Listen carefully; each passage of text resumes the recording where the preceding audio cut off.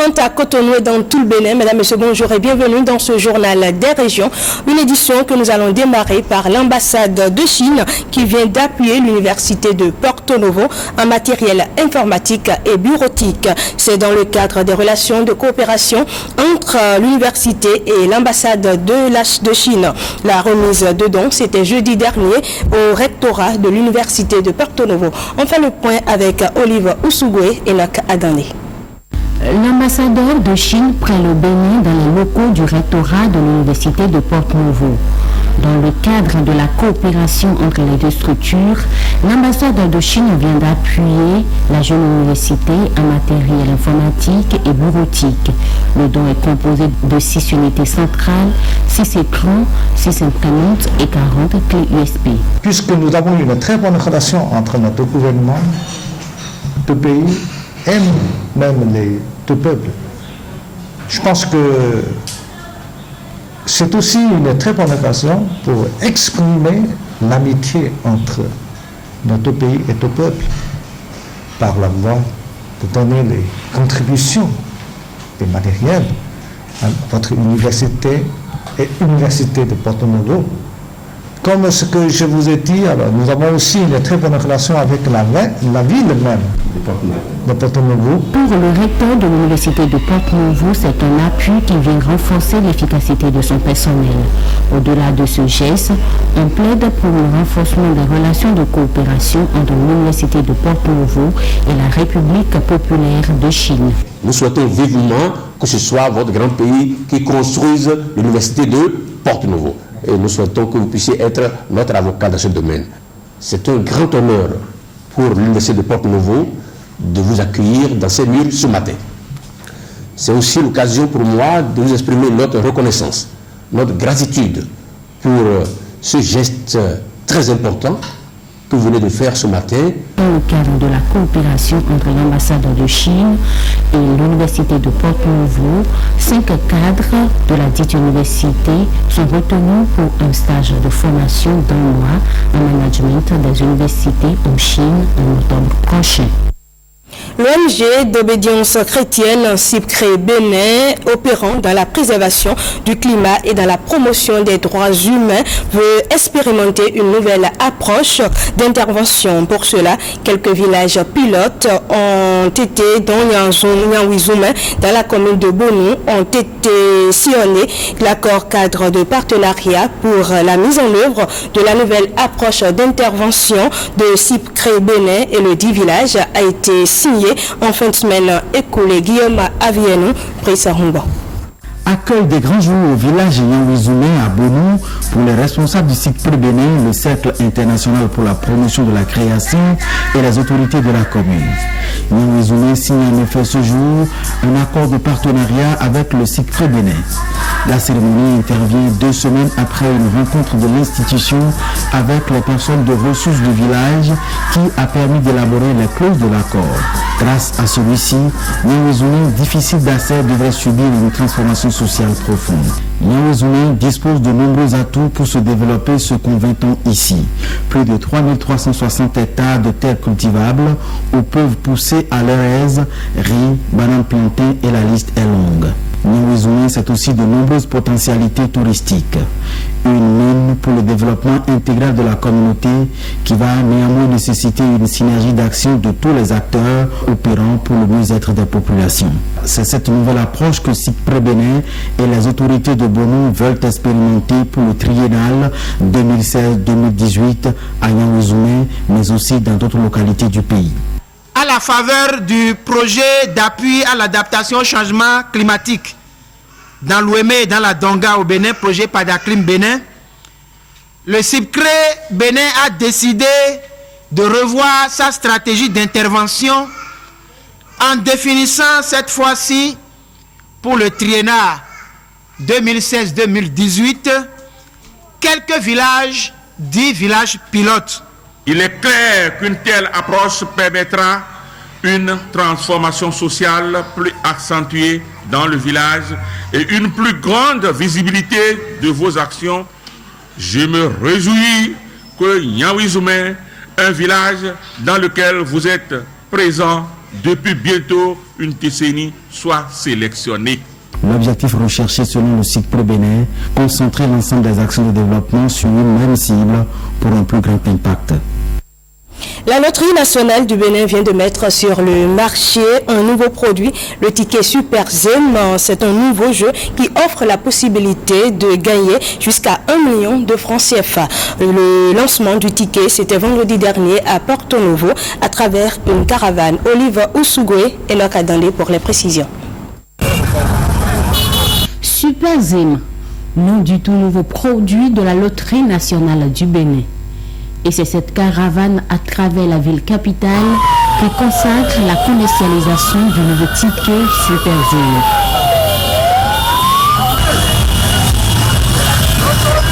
Nous avons voulu faire une attention particulière et rendre hommage à nos concitoyens qui sont dans ce métier-là.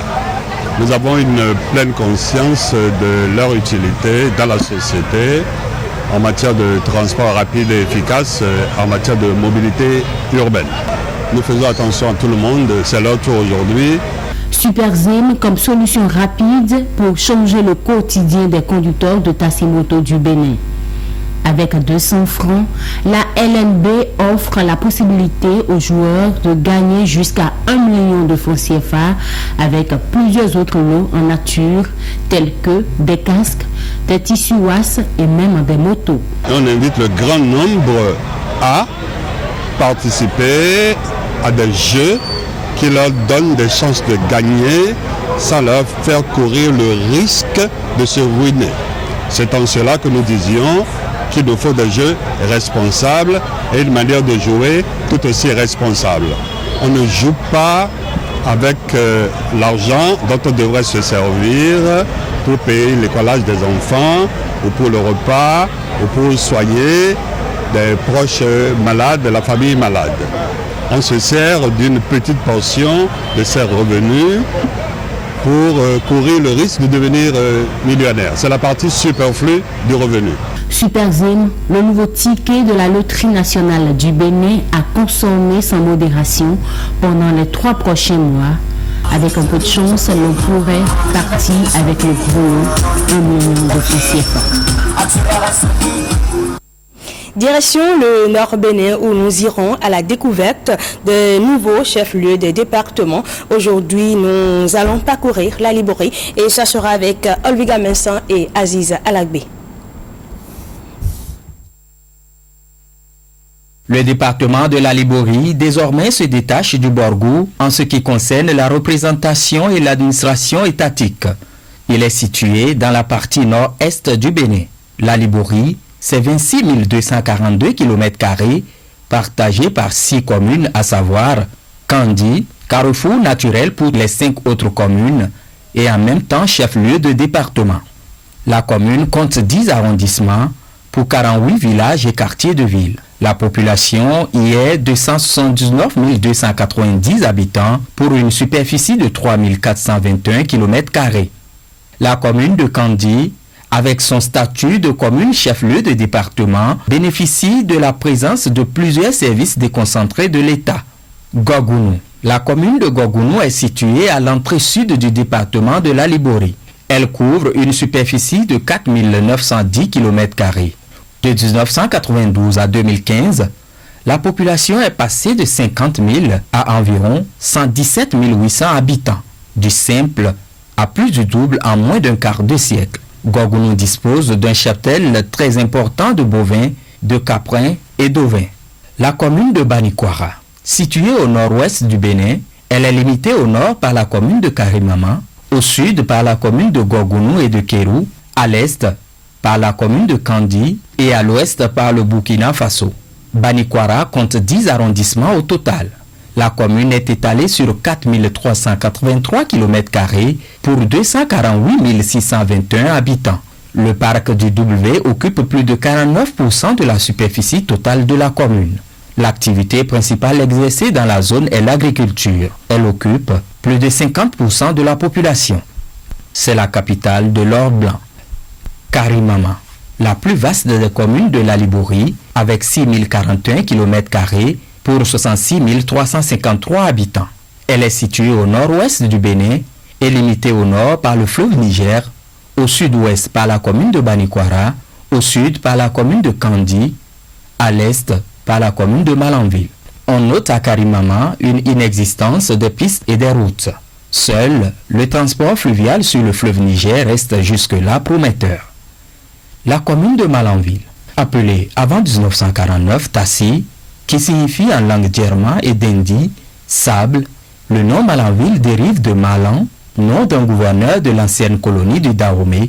Cette commune est située à l'extrême nord de la République du Bénin et fait frontière à la République du Niger par la ville de Gaïa. La commune de Malanville est traversée dans sa longueur est-ouest par le fleuve Niger avec ses affluents, la Libori, la Mékrou et la Sota. Pour finir, la commune de Segbana. Elle est limitée au nord par la commune de Malanville, au sud par la commune de Kalale, à l'est par la République fédérale du Nigeria et à l'ouest par les communes de Kandi et de Gogun. Elle est subdivisée en 5 arrondissements dont un urbain.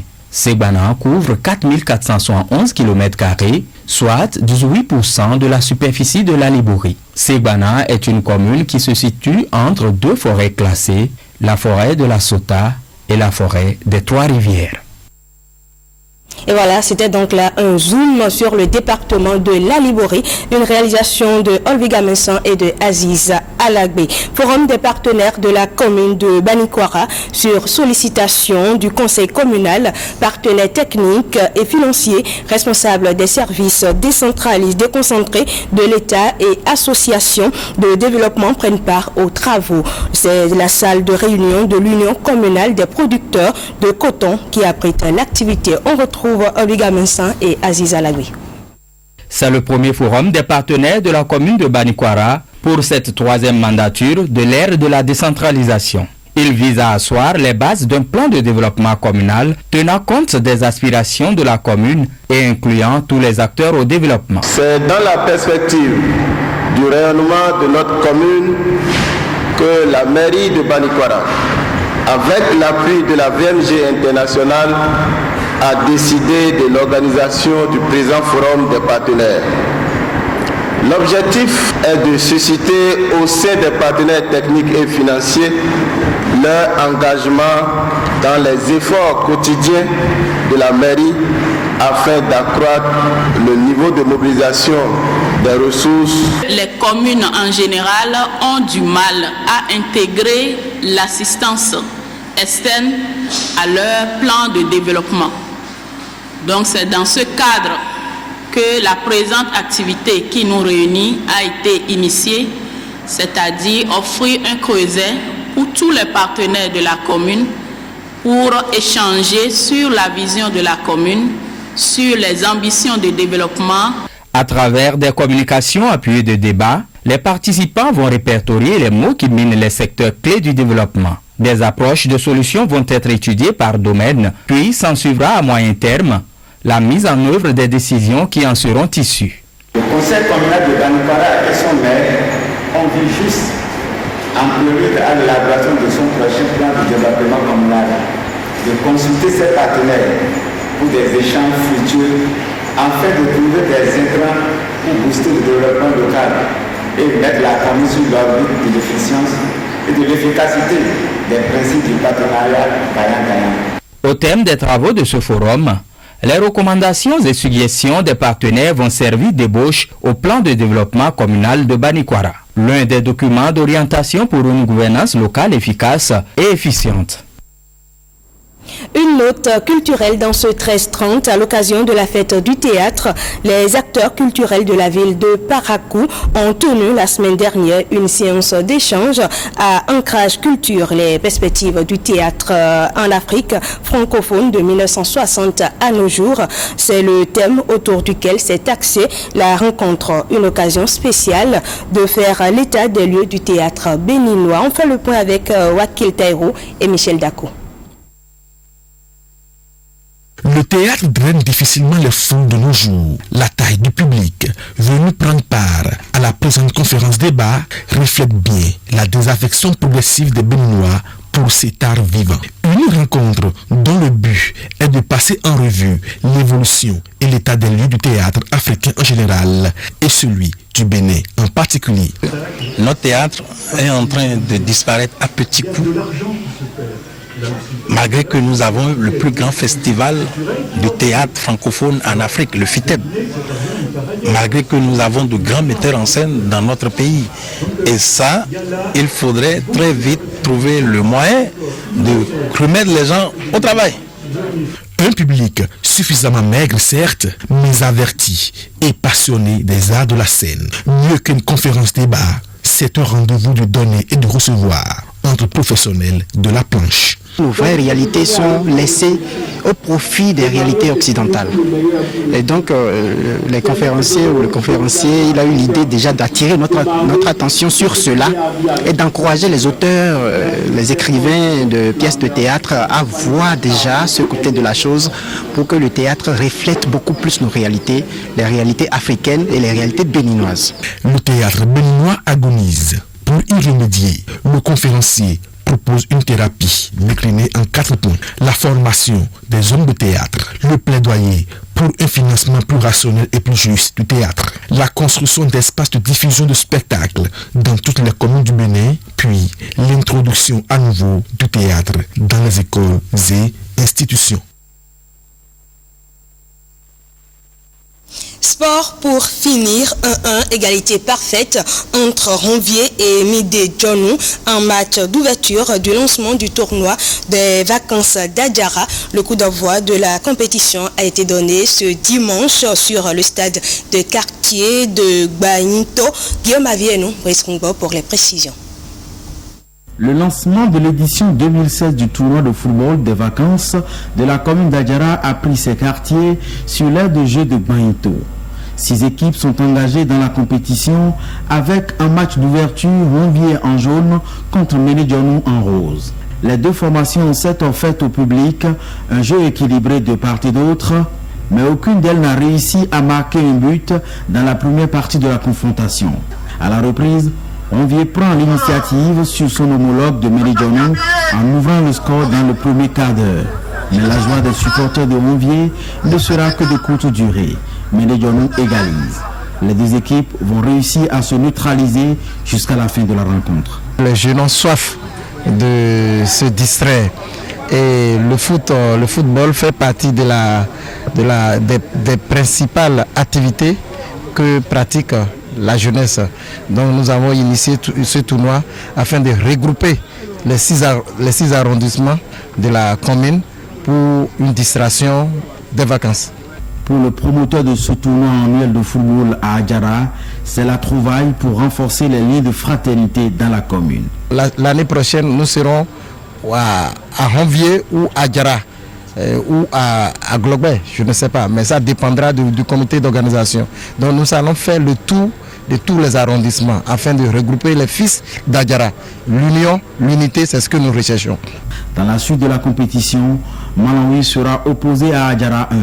Adjara 2, elle va croiser les crampons avec son homologue d'Aglobé, toujours sur l'aire de jeu de Gbagnito.